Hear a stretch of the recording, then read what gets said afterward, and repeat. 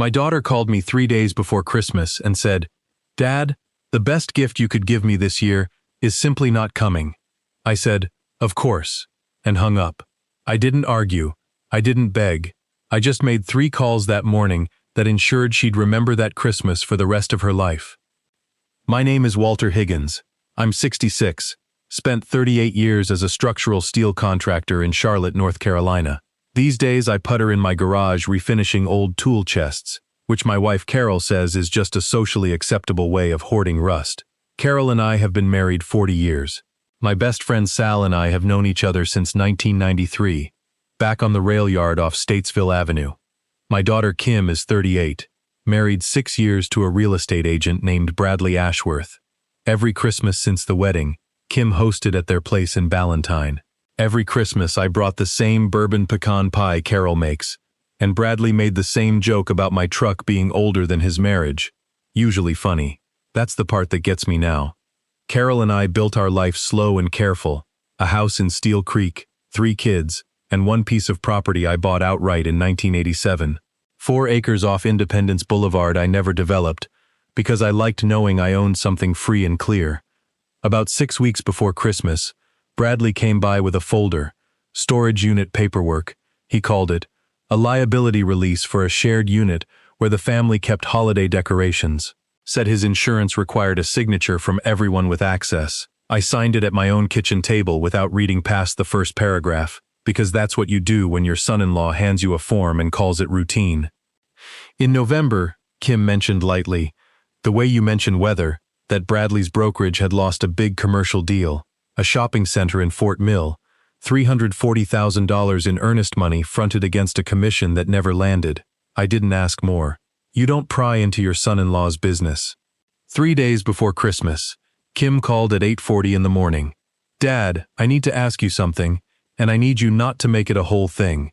This year, the best gift you could give me is just not coming. Bradley and I need some space." "Of course, honey," I said. I hung up. I didn't argue. Carol looked up from her crossword.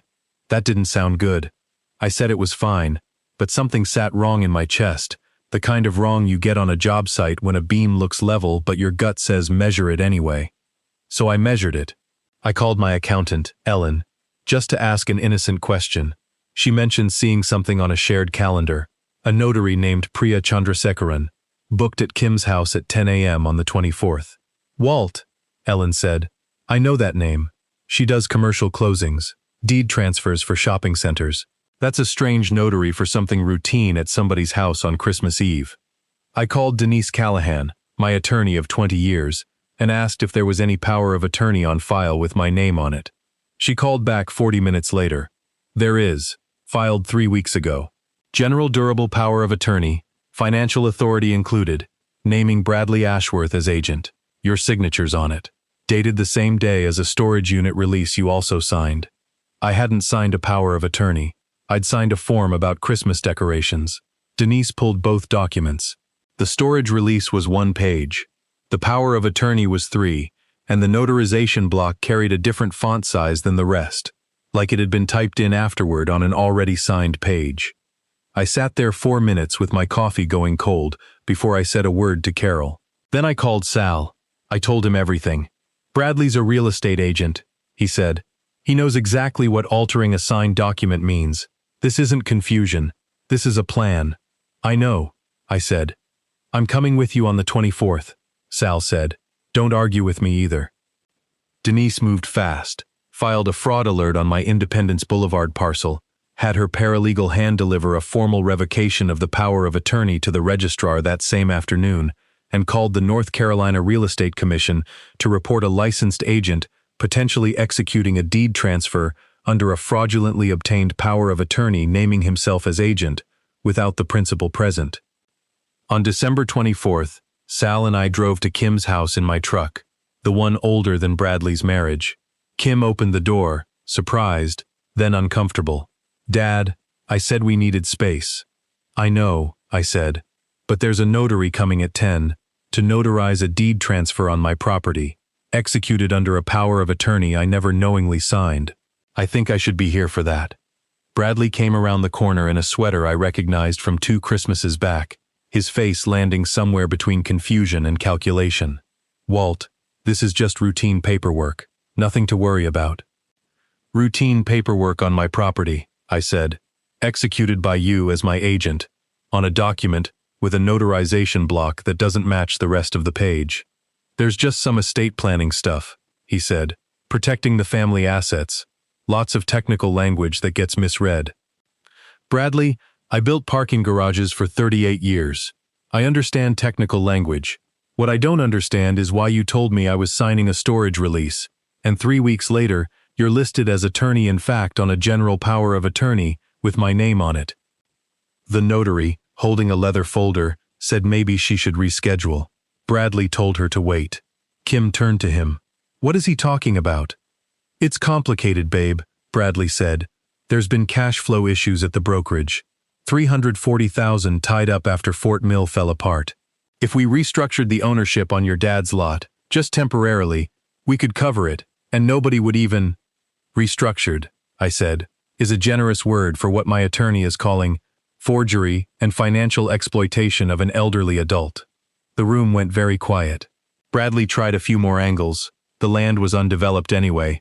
Family should help family. I let him talk. I never raised my voice.